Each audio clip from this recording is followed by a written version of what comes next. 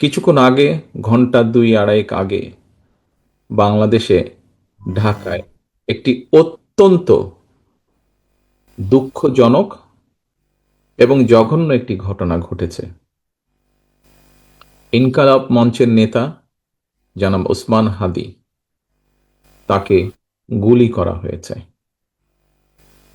তার উপরে গুলিবর্ষণ করা হয়েছে। আমরা কিছুদিন আগে দেখেছি চট্টগ্রামে একইভাবে আমাদের আরেক প্রার্থীকে গুলি করা হয়েছিল। প্রিয় ভাই বোনেরা, প্রথমেই আমি এই ঘটনার জন্য তীব্র ঘৃণা এবং প্রতিবাদ জানাচ্ছি।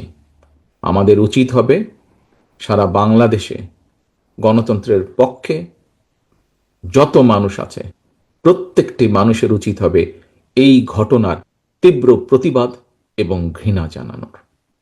আসো, আমাদের আজকের এই অনুষ্ঠান থেকে আমরা এই ঘটনার প্রতি তীব্র ঘৃণা এবং প্রতিবাদ জানাই এবং একই সাথে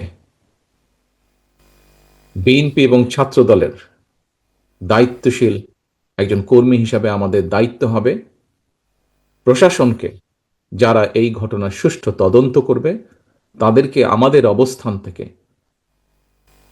সহযোগিতা করার কোনো স্কোপ সুযোগ যদি থাকে, আমরা আমাদের সর্বোচ্চ সহযোগিতা করব, যাতে করে তারা প্রকৃত যে দোষী ব্যক্তি তাদেরকে খুঁজে বের করে দেশের আইন অনুযায়ী তাদেরকে শাস্তি প্রদান করতে পারে।